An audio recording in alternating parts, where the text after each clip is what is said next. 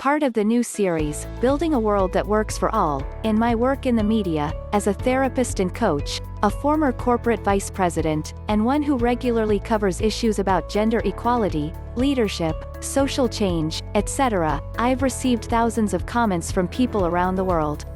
They openly share their vast array of beliefs and opinions about gender equality, women and men in life and business, and feminism. In honor of International Women's Day today and its theme #BeBoldForChange, I'd like to share my personal take on what feminism signifies at its core, and why so many men and women in our world still hate and resist it fiercely. For more on this issue, check out my Facebook Live video that shares my candid views in exploring the latest data from around the world on gender equality, and if we read any news at all or engage in social media activity, the following is abundantly clear: there is tremendous dissent and vehement disagreement today among people around the world about the status and importance of equality.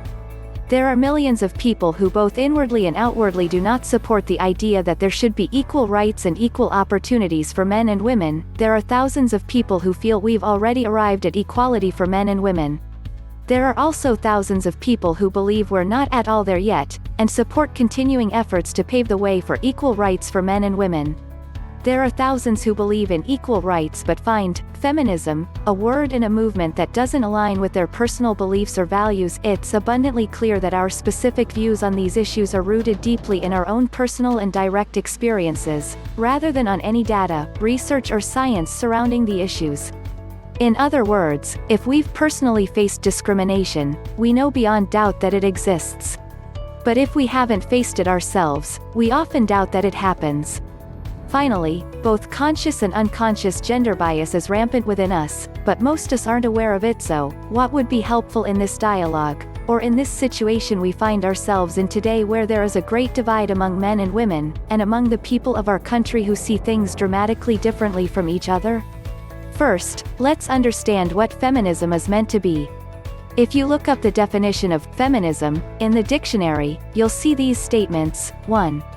The advocacy of women's rights on the basis of the equality of the sexes. 2. The theory of the political, economic, and social equality of the sexes. 3. The belief that men and women should have equal rights and opportunities. 4. The doctrine advocating social, political, and all other rights of women equal to those of men. Feminism at its core is about equality of men and women, not sameness. So many people offer up the argument that women are not the same as men, so there can't be equality.